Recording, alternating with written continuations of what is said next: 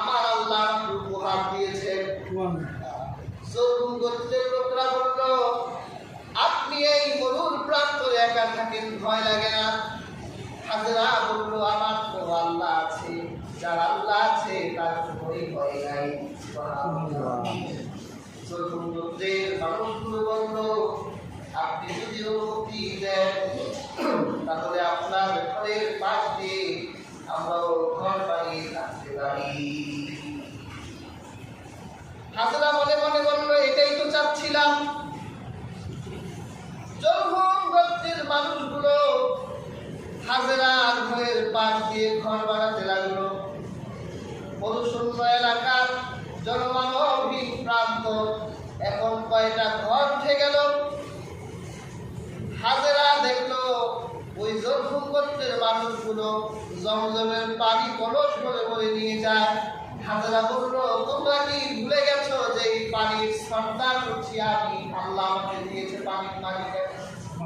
তোমরা তো ফ্রি পানি খেতে পারো না। তোমরা যদি আমাকে খেজুর দাও তাহলে আমি তোমাদের পানি দেব। আমার আল্লাহ হাজেরাকে কিভাবে সহযোগিতা করছে। জরহুম গোত্রের মানুষরা বলল, আমরা তো খেজুরের ব্যবসায় করি, খেজুরের তো অভাব নাই। ঠিক আছে, যাও, তোমাকে এক কলস খেজুর দিব আর তুমি আমাদেরকে এক কলস পানি দিবা।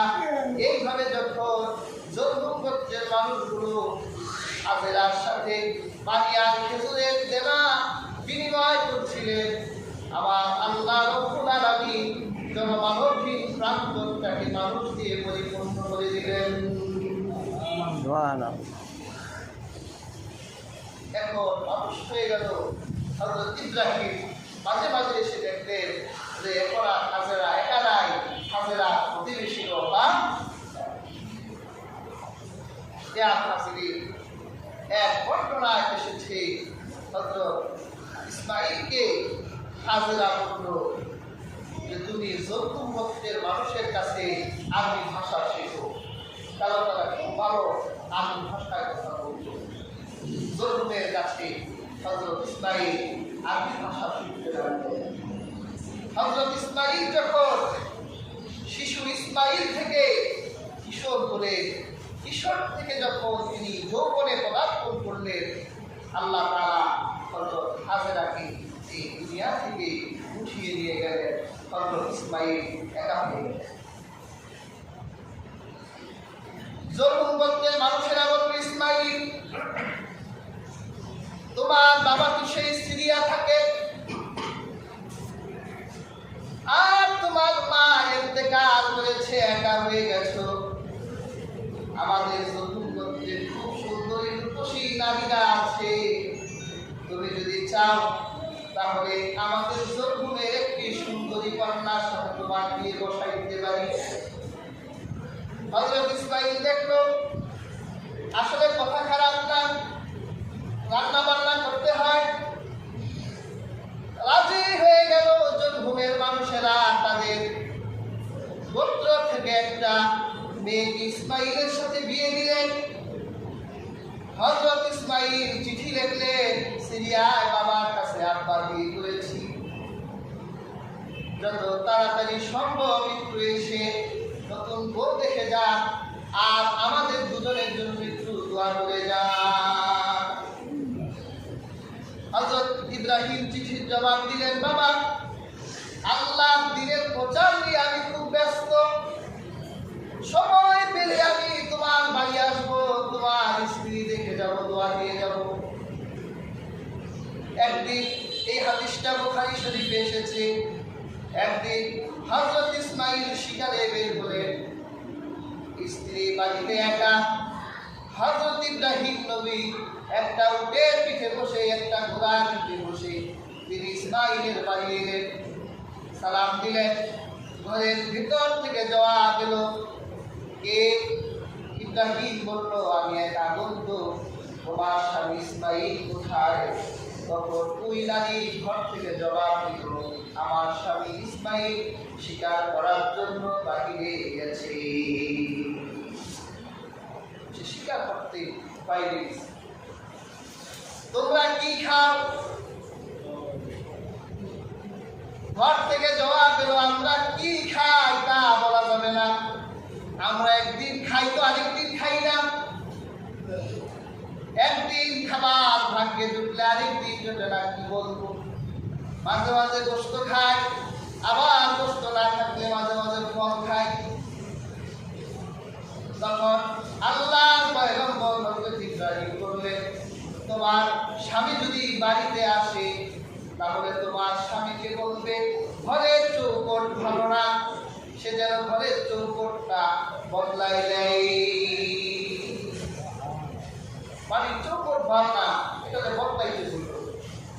এখন তো চলে গেলেন। হযরত ইসমাঈল যখন শিকার করে বাড়িতে আসলে তার নাকে মেশকের ঘ্রাণ উঠল। স্ত্রীকে ডেকে বলল, আমার বাড়িতে সম্ভবত কোন নবী এসেছে। স্ত্রী বলে, নবী চিনি না, এক বৃদ্ধ বয়স্ক লোক এসেছিল। সেই লোক সালাম দিল, জবাব দিলাম।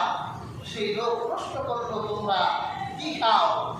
আমি বলছি, আমরা মাঝে মাঝে খাই, মাঝে মাঝে খাই। ইসমাঈল বলল, এখন তো কোথায়? বলল, সে যখন চলে যাচ্ছিল, চলে যাওয়ার সময় বলল, তোমার স্বামী ইসমাঈল বাড়ি আসবে, তাহলে বলবা ঘরের চৌকট ভালো না, এটা যাতে বদলাই দেয়। হযরত ইসমাঈল বলল, স্ত্রী তুমি কি জানো সেই বয়োবৃদ্ধ মানুষটাকে? সেই বয়োবৃদ্ধ মানুষটা তোমার শ্বশুর ইব্রাহিম, আমার বাবা। আমার বাবা আল্লাহর পয়গম্বর। যখন কোন নবী কোন রাস্তা দিয়ে হেঁটে যায়, ওই নবীর সম্মানে ওই রাস্তায় মেশকের ঘ্রাণ বসে।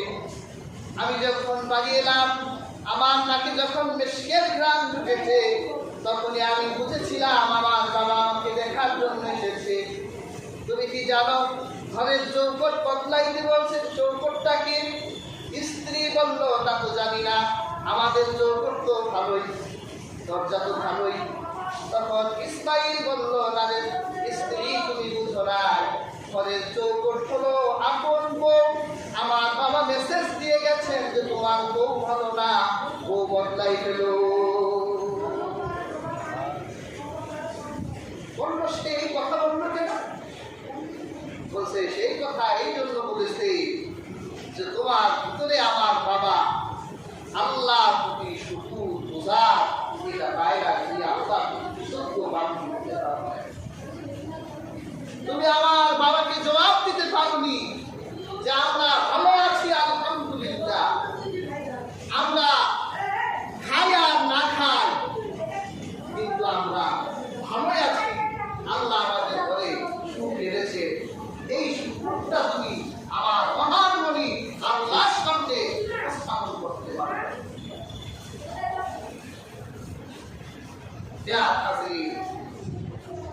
এই জন্য শুকুর গুজারি বান্দার জন্য আল্লাহ কোরআনে বলেছে যে শুকুর করে আল্লাহ তার নিয়ামতকে বাড়িয়ে দেয়। সুবহানাল্লাহ। আর যে শুকুর করে না, আল্লাহ তার নিয়ামতকে ছিনিয়ে দেয়। আমরা তো আল্লাহ শুকুর গুজার বান্দা হতে পারি না। বিশেষ করে মহিলারা একটু বেশি আল্লাহর কৃতজ্ঞতা প্রকাশ করে। জিজ্ঞাসা করবে, কেমন আছে? আছি কোনোরকম। অথচ ঘরে ফ্রিজ আছে, টেলিভিশন আছে, কোনো কিছুর অভাব নাই, তারপরেও তার অভিযোগ তার ঘরে কিছুই নেই।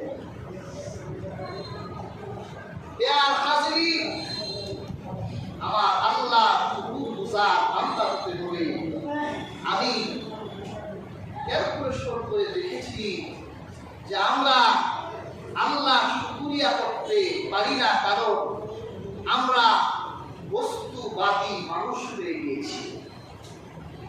বস্তুবাদী মানুষ বুঝে, এই যে আমরা মানুষ, আমাদের এই দেহটা, আমরা যে মানুষ, এটা দুটি বিষয়ের সমন্বয়। একটা হলো দেহ, আরেকটা হলো রূহ।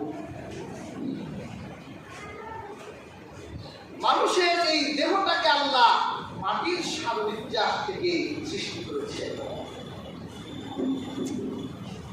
এই জন্য মাটির মানুষ যে খাওয়া দাওয়া করে, এই খাওয়া দাওয়াটা মাটি থেকেই আসে।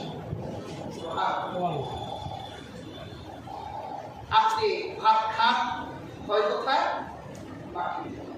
ডাল খাবেন, হয় কোথায়? মাটি। যা খাবে সব কিছু মাটি থেকে হয়। মাটির দেহ ক্ষুধার্ত হলে মাটি থেকে খাবার খেয়ে তার ক্ষুধার চাহিদা মেটায়। কিন্তু মানুষের এই দেহটার ভিতরে একটা রূপ আছে, আত্মা আছে। এই আত্মা কিন্তু আল্লাহ মাটি থেকে বানায়। আল্লাহ কোরআনে বলেন, ইয়াসআলুনাকা আনির রূহ কুলির রূহু মিন আমরি রাব্বি ওয়া মা উতীতুম মিনাল ইলমি ইল্লা কালিলা। আল্লাহ পাক বলেন, আপনাকে রূহের ব্যাপারে জিজ্ঞেস করা হবে, আপনি বলেন রূহটা আমার আল্লাহর একটা হুকুম।